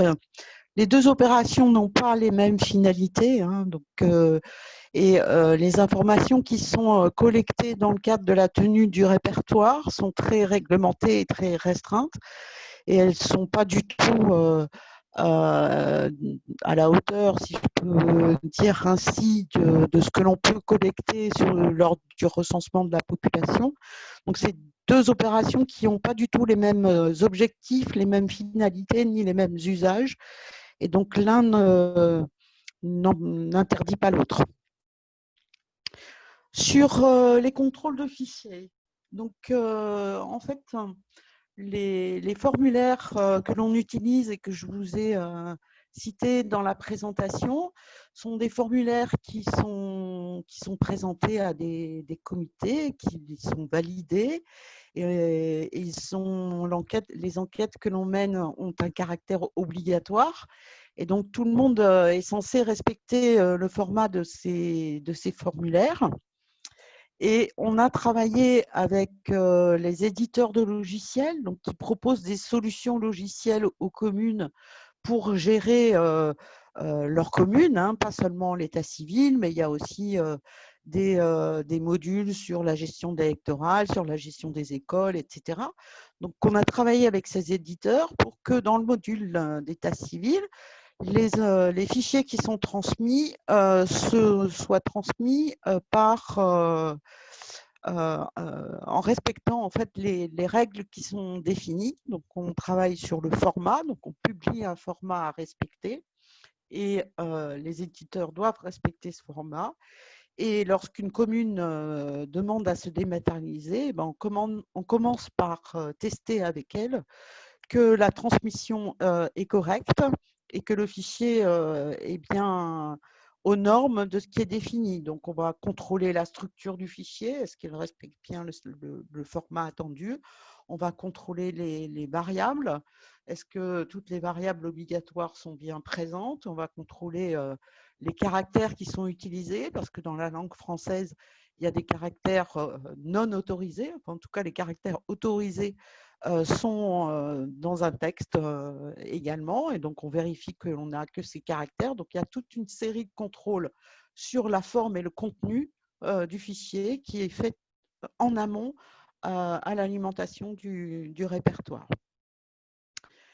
Quant à la troisième question sur les freins de transmission, je dirais qu'il n'y en a pas vraiment de freins de transmission, hein. Soit elle utilise le papier, soit elle utilise la dématérialisation. Les freins que l'on a pu rencontrer dans la période qu'on a vécue, c'est plus les conditions sanitaires qui étaient imposées à tous, hein, de confinement et de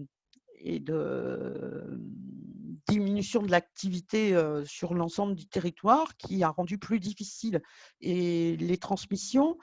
Et le constat qui a été fait, c'est que les délais ont pu être plus longs, mais il n'y avait pas un véritable frein à la transmission. Merci Chantal. Il y avait une autre question pour Monsieur Djabar, de Monsieur Ousseinou Amidou de l'INS du Niger. Est-ce que des efforts sont faits pour harmoniser les volets statistiques en Afrique? Et une autre question, pardon, et tu peux répondre aussi à une autre question, Djabar. Est-ce que tu peux nous donner un effectif moyen dans les INS, enfin, combien de personnes travaillent en général dans les services d'état civil dans les INS pays membres d'Afrestat, s'il te plaît? Ok, merci Constance. Et par rapport à la première question, pour le volet harmonisation, comme j'avais dit, le travail qui avait démarré avait essayé de faire pour certains pays les variables collectées au niveau des différents faits d'état civil. Allô? Le travail qui avait été fait et qui continue d'être réalisé a montré qu'il y a eu des différences au niveau des informations collectées. Et donc, l'idée d'AFRISA, c'était d'aller sur la base d'un minimum. C'est vrai, un minimum par rapport à l'utilisation possible que nous pouvons faire des statistiques d'état civil et par rapport aux estimations probables qui peuvent être réalisées sur les statistiques sociodémographiques. Donc, par exemple, je sais que pour certains pays tels que le Niger et le Togo, ils collectaient l'information sur en fait, le nombre d'enfants nés vivant de la mère, alors que certains pays ne collectent pas ces informations. Donc, ce que nous ferons, c'est aller vers un minimum qui pourrait être discuté par les pays. Et ça, c'est sur les États membres d'Afrique que le travail a été fait, pas sur l'ensemble des pays africains, peut-être avec l'UNECA. D'autres approches pourront être réalisées en termes de synergie avec l'Africa pour aller vers un minimum en fonction de ce qu'on peut proposer comme estimation, comme statistique sur les statistiques sur les faits d'état civil. Pour la seconde question, non, on n'a pas collecté d'informations sur le nombre de personnes qu'il y a dans les services d'état civil au niveau des États membres. On n'a pas cette information. Merci bien. Merci Djabar pour ces réponses. Pour quelques questions pour Irina. Alors, mes lunettes. Oui, donc comment sont choisis les observatoires de population? Est-ce qu'il y a une collaboration vraiment est-ce qu'on inclut tout de suite l'INS du pays? Et parce que en fait là, votre binôme Louis Niamba travaille à l'INS. Hein. Oui. Depuis combien de temps suivez-vous les observatoires? Est-ce qu'on a une idée sur le plus vieil observatoire? Depuis quand on le suit? Est-ce que c'est il y a 5 ans, 10 ans, 20 ans? Ça, c'est une première question. On a vu aussi que, enfin, je sais par ailleurs qu'il y a des équipes de l'INED, donc l'Institut national des études démographiques à Paris, où il y a des équipes de recherche qui travaillent, effectivement, notamment Gilles Pison, qui était chercheur démographe, qui travaille sur des observatoires au Sénégal ou à Madagascar. Oui. Et je voulais savoir comment vous trouvez des financements, justement, pour essayer de conduire ces études. Une autre question qui provient de M. Jean-Cédric Malanda de Congo. Pour la présentation, quelles sont ces questions sur les mariages civils? On a parlé. Et enfin, une autre question d'Olivier sur pensez-vous que l'épidémie du Covid et votre enquête vont permettre de sensibiliser davantage les pouvoirs publics à la nécessité d'enregistrer les décès? Je pense que les observatoires, c'est quelque chose un peu spécifique, mais si vous pouvez nous préciser un petit peu ces questions, s'il vous plaît. Oui, bon, d'abord pour les observatoires, pour vous dire la vérité, nous avons commencé à travailler sur ces observatoires de santé l'année dernière au Burkina Faso. Notamment, nous avons ouvert des bourses de recherche annuelles pour des gens qui sont intéressés dans le domaine de la santé, de l'état civil, etc. Plus amplement dans le domaine du développement. Et donc, voilà, ça c'était la raison pour laquelle nous avons fait cette étude au Burkina Faso. Nous travaillons en ce moment via une bourse plus grande avec le FNUAP dans 3 observatoires de santé au Burkina Faso.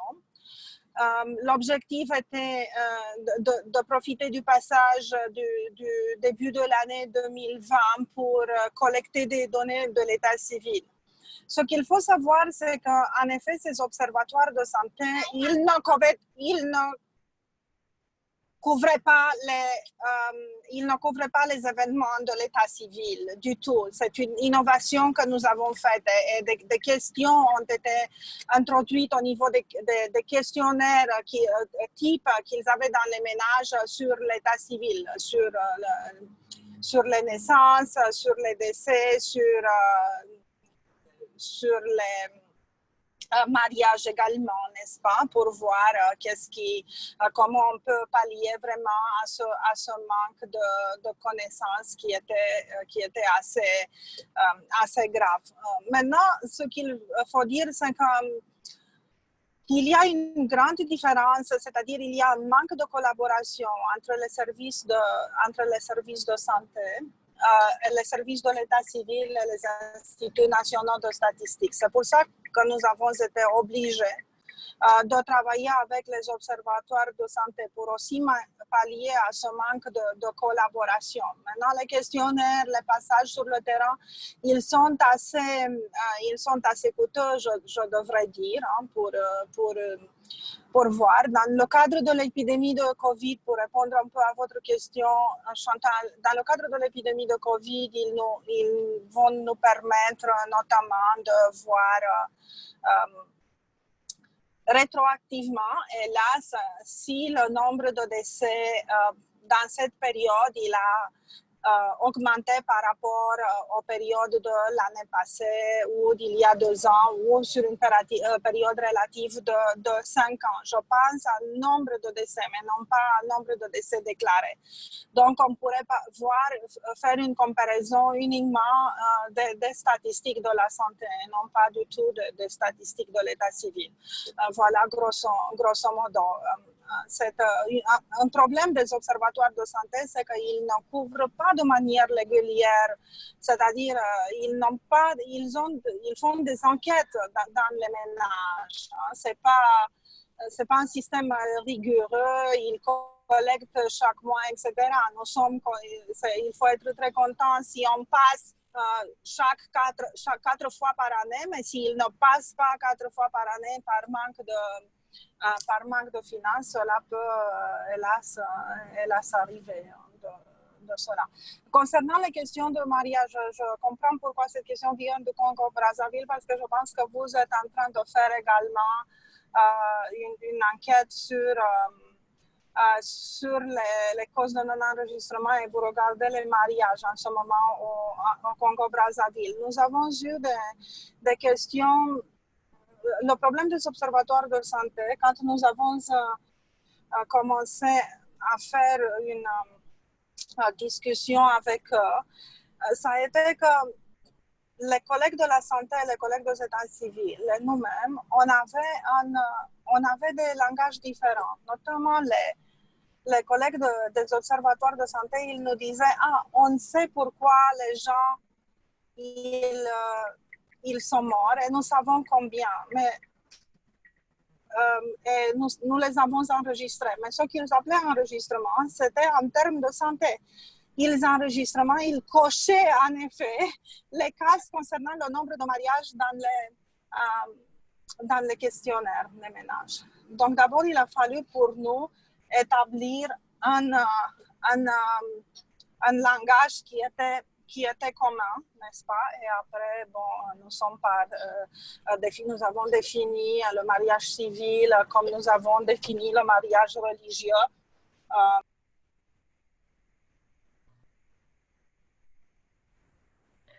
Nous avons perdu Irina. Je crois qu'on a perdu Irina. Bon, ben, ce n'est pas grave. Je rebondis, je reprends la parole. Il est 14h40. Avant de terminer cette séquence, juste peut-être une autre question à Chantal qui devrait, enfin, je ne sais pas si elle appelle une réponse courte. C'est celle de Clarisse Maltieri. C'est est-ce qu'on pourrait revenir sur l'externalisation de logiciels mis à disposition dans les communes par ailleurs? Et enfin, une toute petite question, est-ce que la transmission sur format papier ne posait-il pas de problème de transmission du virus? Celle-là, je pense que la réponse est très courte. Chantal? Oui. L'externalisation des logiciels, je ne suis pas sûre de bien comprendre la question, mais en France, en fait, pour gérer une commune, il y a un certain nombre d'acteurs privés qui proposent des logiciels aux mairies, leur permettant de gérer leurs différents sujets. Hein. Donc, ça va de l'état civil, ça fait de l'électoral, ça peut gérer une cantine scolaire, les inscriptions à l'école, etc. Donc, il y a tout un tas de dispositifs qui sont proposés aux communes. Et donc, les communes peuvent avoir un logiciel qui leur permet de gérer l'état civil.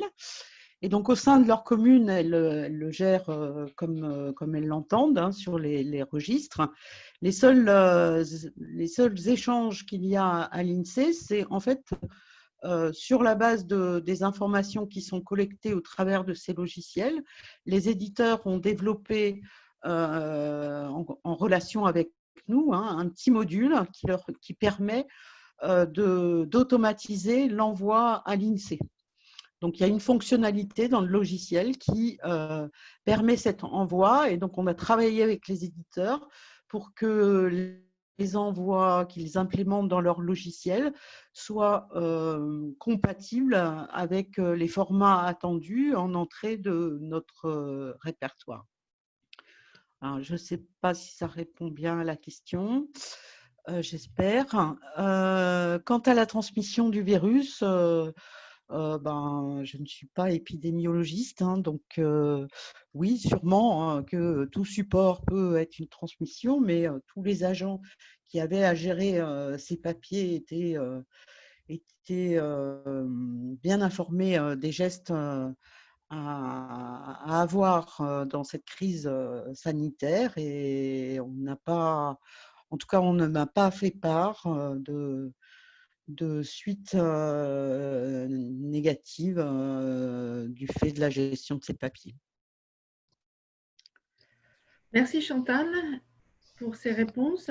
Je crois qu'on arrive au terme de cette séquence. Avant de passer la parole à François pour quelques mots de conclusion, je voudrais d'abord remercier en premier lieu les intervenantes et intervenants pour cette seconde session. Ce sont des présentations extrêmement riches qui suscitent pas mal de questions. Les observatoires sont, comme son nom l'indique, sont des lieux d'observation et on n'a pas parlé des recensements, mais on aurait pu parler des comparaisons entre les recensements et les observatoires, justement, pour savoir si on a la même chose et comment expliquer un peu les différences, en tout cas. Ça sera sans doute dans une autre session. D'ailleurs, j'en profite pour dire que, en fait, à l'INSEE, chaque année, à la coopération, nous organisons un séminaire annuel à Libourne, au centre de formation du CEFIL, à côté de Bordeaux, avec Afrestat, chaque année, la première semaine de juillet. Justement, ça devait commencer cette semaine. Et le thème, cette année, devait porter justement sur les données d'état civil. Et donc, malheureusement, il a été reporté à l'année prochaine. Donc, je vous invite d'ores et déjà à cocher en tout cas cet événement dans votre agenda. Et donc là, sur une semaine, on a beaucoup plus de temps pour dérouler justement et faire appel à différents intervenants pour échanger un peu les points de vue sur le sujet. Je vous remercie. Avant de passer la parole, encore une fois, je tiens à souligner, il y a un questionnaire d'évaluation qui va vous être envoyé soit sur le chat directement par Salma, d'ailleurs voilà, c'est ce qu'elle est en train de faire, ou alors elle va vous l'envoyer par email, mais vous pouvez déjà copier ce lien et répondre au questionnaire qui pourra justement nous aider à améliorer la prochaine action qui portera sur le sujet, en tout cas pour l'année prochaine, ça c'est sûr. Et puis, qu'est-ce que je voulais dire d'autre? C'est un peu intimidant, donc des fois j'oublie des choses. Je vais remercier l'équipe en tout cas. Je vais remercier évidemment Salma, bien sûr, l'équipe technique. Hein. Salma, Philippe, Gafichi, Olivier Gourdon qui a sélectionné les questions et qui me les a transmises. Et puis maintenant, je pense que je peux donner tranquillement la parole. Encore une fois, merci infiniment à tous et toutes. J'ai vu parmi les intervenants quelques personnalités. Donc, j'en profite pour saluer Lamine Diop. Merci de vous être connecté, chère Lamine. Lamine Diop a été directeur d'Afrestat au tout début, de 1996 à 2004, je crois. Et je le salue ici. En tout cas, je passe la parole à François. François, s'il te plaît, merci beaucoup. Merci Constance. Tu n'as pas l'air si intimidée que ça et ton français reste parfait même quand tu es intimidée, Constance. Donc au nom de Paris 21, d'Afristat et de l'INSEE, les trois organisateurs et en partenariat avec la CEA, je voulais remercier bien entendu tous nos panélistes pour leur excellente présentation. Et donc également Constance pour sa non moins excellente modération, malgré quelques petits défis techniques qu'on a su gérer. J'étais content de voir que les défis techniques étaient davantage du côté de Paris que du côté des capitales africaines, donc ce qui montre aussi la globalité des défis qu'on a à faire face. Merci à vous tous pour vos questions et les discussions vraiment passionnantes sur ce sujet. Je pense que ces deux sessions ont été un succès, très enrichissantes grâce aux expériences du Sénégal, de la Tunisie, du Cap-Vert, de la France, du Burkina Faso, et aussi la mise en perspective par Afristat et par la CEA. On a bien compris les réalisations, les défis. Ce n'est pas mon intention ici de faire le résumé de tout ce qu'on a appris. Ce que je voudrais souligner, c'est les propositions faites notamment par les présentations de Irina et de Djabar et la CEA également, sur les pistes pour développer davantage les systèmes et surmonter les challenges qu'on connaît tous, challenges de capacité. Donc, il y a une suite à ces échanges. La discussion continue. On vous fera parvenir dans les heures qui viennent les liens vers les enregistrements de ces échanges afin que vous puissiez les faire suivre à d'autres collègues potentiellement intéressés. On vous fera suivre les présentations. Faites-nous part de vos questions, de vos informations, vos compléments. On va faire un suivi avec les différents experts. Par ailleurs, la série continue. Comme on le mentionnait à l'ouverture, ce webinaire en 2 actes s'inscrit dans le cadre d'une série plus large jusqu'en septembre. La prochaine étape de cette série sera fin juillet. On vous donne rendez-vous les 28 et 29 juillet pour une nouvelle série de 2 webinaires sur les enquêtes par téléphone et probablement par Internet auprès des ménages et des entreprises. Donc un sujet hautement d'actualité en ces périodes où les enquêtes en personne sont fortement perturbées, sinon purement annulées. Donc, on attend également des participations, des contributions des pays et des contributions des partenaires pour discuter de ce sujet. Pour ceux qui ne pourraient pas attendre, qui adorent les webinaires et qui ne peuvent pas attendre fin juillet, rassurez-vous, Paris 21 est là pour vous. On a un webinaire d'ici 1h10 maintenant, il commence à 4h. Je pense que Salma va vous mettre le lien dans le chat box. Ce webinaire est fait conjointement avec les INS des Maldives, du Kenya et nos partenaires de UN Women sur les statistiques du genre et pourquoi c'est important, les statistiques du genre. Je pense que les présentations d'Irina notamment donnaient quelques idées là-dessus. Pourquoi c'est important en ces périodes de Covid-19. Donc, à nouveau, merci beaucoup. Félicitations à toute l'équipe, en particulier à ceux qui ont travaillé dur pour préparer les présentations et les mettre en œuvre. Philippe, Constance, Salma, les collègues d'Afristat, merci beaucoup. Et à très bientôt. Merci beaucoup. Excellente journée. Au revoir.